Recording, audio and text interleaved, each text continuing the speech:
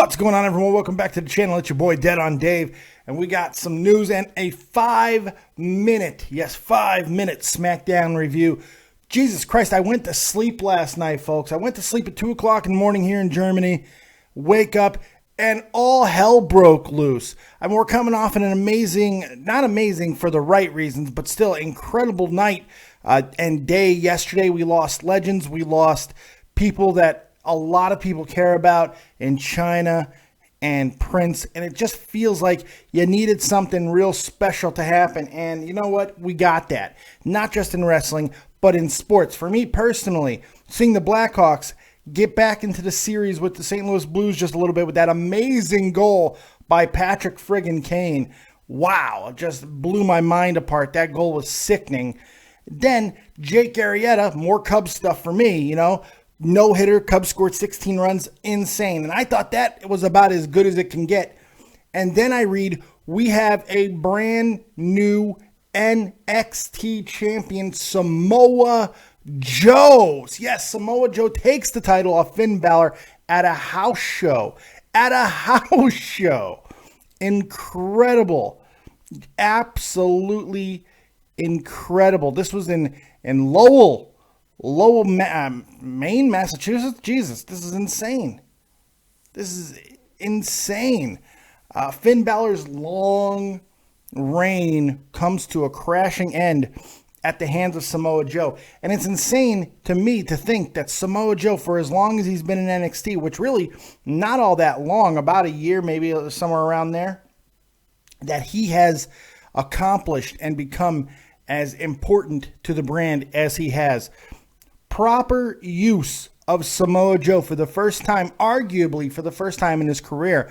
I mean, some of his, obviously not really counting the Ring of Honor stuff, but he was just lost in obscurity for a long time in TNA. Yes, he had some memorable moments. Yes, he had some memorable matches, but what people are going to remember about Samoa Joe's time in TNA is disappointment. Not so in the WWE, or at least in NXT so far. He's had incredible matches, and now he gets a huge moment. Now people are freaking out. Why did it happen at a house show?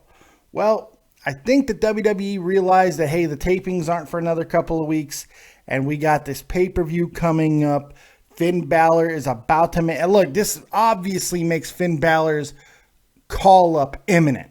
And I mean, everybody's tweeting about it, talking about very good possibility that Finn Balor's coming up. People are saying, thank you, Finn, all of these things. There's rumors that he may have got hurt during this match, even though it looks like it was just a sell job. Kevin Owens tweeted, Finn Balor, see you soon, buddy.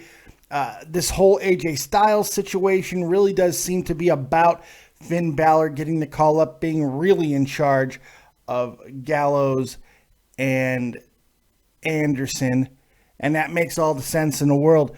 Everything is going to that place that's fitting just nicely. Sometimes the puzzle pieces all come together and are a beautiful, wonderful thing. And now you have a dominant, scary champion at the helm of NXT, something we have not seen since really Kevin Owens. When Kevin Owens was champion, he had that type of demeanor. But before him, it was a lot of faces. A lot of smaller, more compact guys. This is an absolute monster who is the NXT champion. And it just really does provide a really cool and interesting dynamic that WWE, that NXT can do with him as champion. This is awesome. This is really incredible to see. I'm super excited about this, as most people seem to be. Look, I even photoshopped the picture. Look at that. See that? It looks like he's really wearing the belt. I photoshopped it. Me! I did that. And that's probably why it looks like shit. But still, haha, all praise Dave. Pretty good stuff, man. I'm thrilled. Obviously, over the moon. That I had to come on and do this show now. I wanted to get this out there so this could be seen. But don't worry. Tonight, 11 p.m. Eastern Standard Time, we'll be live, Dead on Dave Live, that is. We'll be here, and we're going to talk about this and so much more, everything that happened in the week of sports, wrestling, and more. We got a lot to talk about, so don't worry.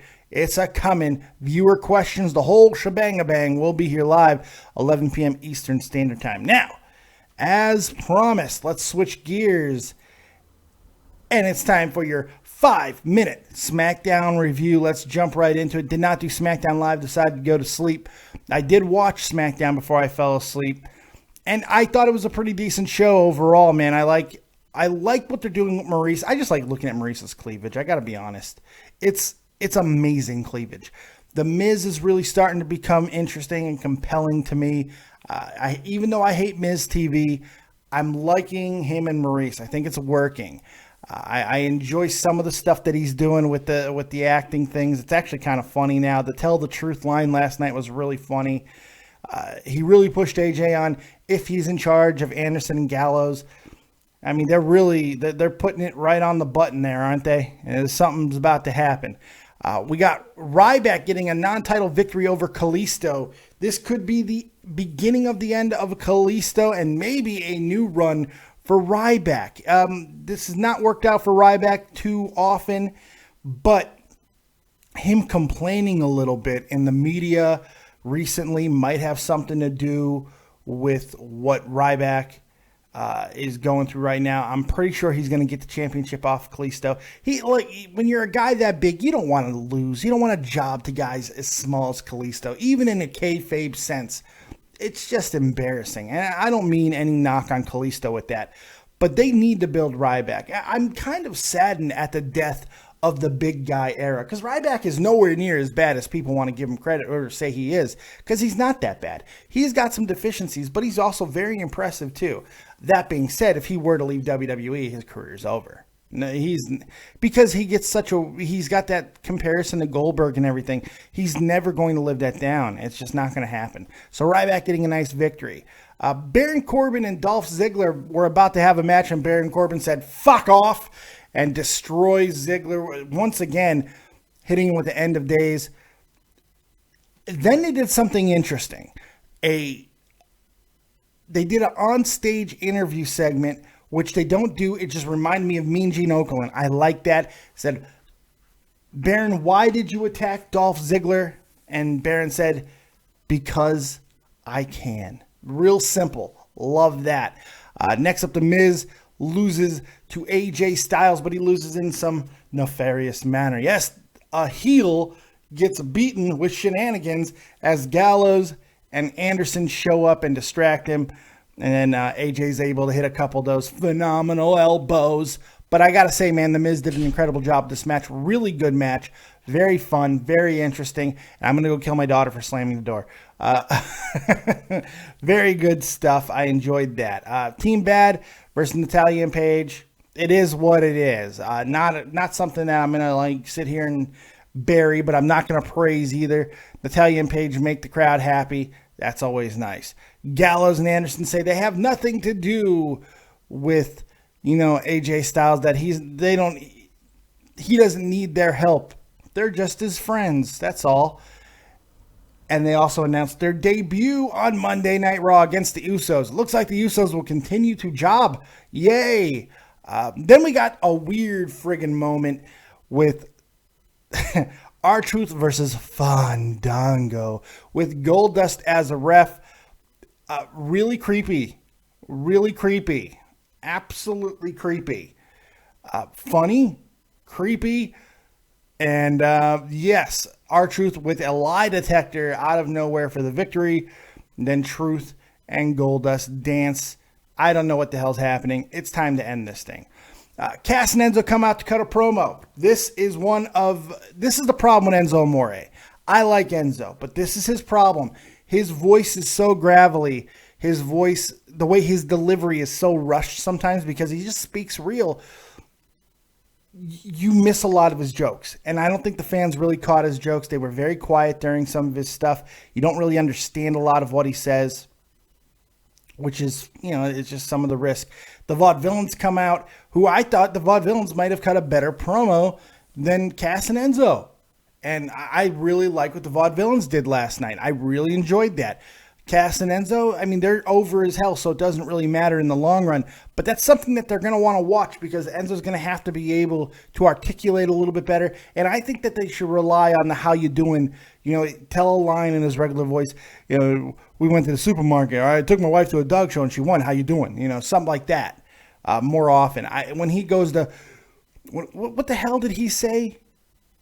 When I'm a dog, then he's like, it's like, I don't know. Most of the time, you're just like, It was absolutely his weakest promo to date, even though that's really not beating him up too bad because it's still better than most of the things that you're going to see.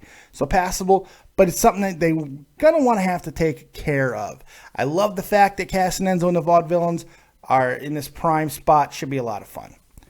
After that, it's the main event time. Main event time. Sami Zayn and Dean Ambrose versus Y2J, baby, and Kevin Owens. Great match. As always, these four lately together have been awesome. It's been so much fun to watch. Once again, these guys put on some good stuff. It's just good crap, man. It's just good stuff. Ambrose gets caught up in the rope, and Jericho hits him in the face with a code breaker. Owens scores the victory. Jericho then catches Kevin Owens in midair with a hug. It's good stuff. These guys are funny together. They're so good at what they do. SmackDown's coming up, man. Look, I don't think that... I know this has gone more than 5 minutes, and I apologize for that. I don't think that there's a problem with SmackDown anymore. I think if they continue to go this route, where it's a continuation of storylines and they're not relying heavily on too much other garbage, things are going to be just fine. This wasn't the greatest show in the world, but it certainly was good. I gave it around a 6.5, 7, which is pretty damn good for just a random SmackDown. So, not bad at all.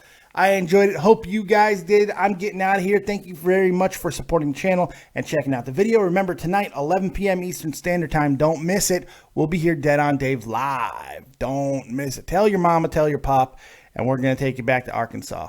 All right. Thank you guys very much. We'll see you next time right here on Dead on Dave Productions. Make sure you check out my good buddy, XLT Live Podcast. Too Tall over there doing his thizzle. Make sure you check him out. Jeff Huffman over at Grand Slam 87. Also, tomorrow night, well, speaking of Jeff Huffman, we will be here live with Touch 'em All. Yes, your weekly baseball show at 6 p.m. Eastern Standard Time. Make sure you're here for that as well.